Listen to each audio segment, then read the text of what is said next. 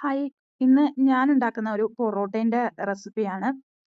ഇതിനായിട്ട് 5 കപ്പ് മൈദയാണ് ഞാനിവിടെ എടുത്തിട്ടുള്ളത്. അതിലേക്ക് ഒരു നുള്ള് പഞ്ചസാരയും ആവശ്യത്തിന് ഉപ്പും കുറച്ച് സൺഫ്ലവർ ഓയിലും കൂടി ഒഴിച്ച് കൊടുത്തിട്ടുണ്ട്. ഇനി ആവശ്യത്തിന് വെള്ളം ചേർത്ത് ഇത് നല്ലതുപോലെ കുഴച്ചെടുക്കുക. ഇപ്പോൾ ഇവിടെ ഈ ഒരു കുഴയ്ക്കുന്ന ജാറുള്ളത് കൊണ്ട് അതിലാണ് ഞാൻ കുഴച്ചെടുത്തിട്ടുള്ളത്. അല്ലെങ്കിൽ കൈകൊണ്ട് തന്നെ നല്ലതുപോലെ ഒന്ന് കുഴച്ചെടുത്താൽ മതി.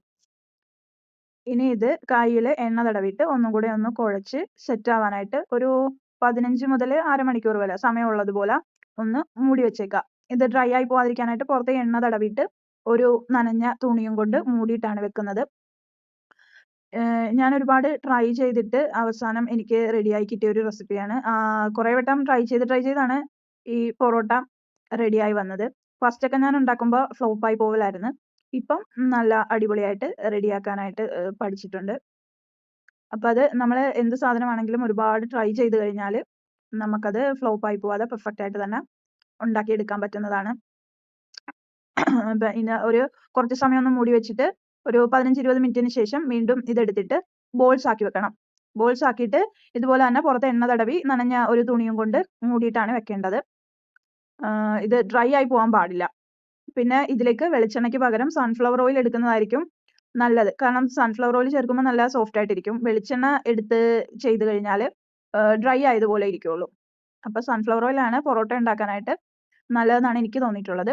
ബോൾസ് ആക്കി വെച്ചതിന് ശേഷം പിന്നെ അത് എടുത്ത് ഒന്ന് കൈവച്ച് തന്നെ പരത്തി ഒന്ന് ജസ്റ്റ് ഒന്ന് അടിച്ച് ഇതുപോലെ ചുറ്റിയെടുത്ത് വീണ്ടും അതൊരു 10-20 മിനിറ്റ് വെക്കുക. അത് വെക്കുമ്പോഴത്തേക്ക് അതിൻ്റെ പുറത്ത് കുറച്ച് എണ്ണയൊന്ന് ആക്കി കൊടുത്തിട്ട് വേണം വെക്കാനായിട്ട്. ഒരുപാടല്ല, ജസ്റ്റ് അതിൻ്റെ മുകളിൽ ജസ്റ്റ് 1-2 ഡ്രോപ്സ് ഒന്ന് ഒഴിച്ചു കൊടുത്താലും മതി. അങ്ങനെ എല്ലാതും സെറ്റാക്കി വെക്കുക. ഇതും ഒരു 10-15 മിനിറ്റ് വെച്ചേക്കുക. ഈ വീശുന്നതിൻ്റെ പുറത്ത് കുറച്ച് മൈദ പൊടിയും കൂടെ ഇട്ട് കൊടുക്കുന്നുണ്ട്. എന്നിട്ട് ചുറ്റിയെടുത്താൽ നല്ല പെർഫെക്റ്റ് ആയിട്ടിരിക്കും. ഇനി ഇതിൻ്റെ വെള്ളം കൂടി പോകാതെ കറക്റ്റായിട്ട് കുഴച്ചെടുത്താലാണ് നല്ല അടിപൊളിയായിട്ടുള്ള പൊറോട്ട കിട്ടുള്ളൂ. അപ്പോൾ അതുകൊണ്ട് വെള്ളത്തിൻ്റെ അളവ് ശ്രദ്ധിക്കുക. കൂടിപ്പോകാനും പാടില്ല, കുറഞ്ഞു പോകാനും പാടില്ല. ആ ഒരു രീതിയിൽ കുഴച്ചെടുക്കുക.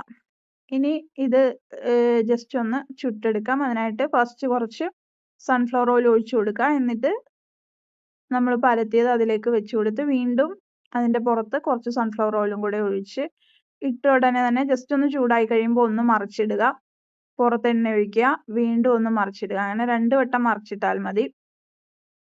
എന്നിട്ട് ഇതുപോലൊരു ഗോൾഡൻ കളർ വരുമ്പോഴത്തേക്ക് നമുക്കത് എടുത്ത് മാറ്റാം. എന്നിട്ട് നല്ലതുപോലെ അടിച്ച് എടുക്കുക. നല്ല അടിപൊളിയായിട്ടുള്ള സോഫ്റ്റ് പൊറോട്ട റെഡിയായി കഴിഞ്ഞു. ഇഷ്ടപ്പെട്ടാൽ ലൈക്ക് ചെയ്യാൻ മറക്കരുതേ.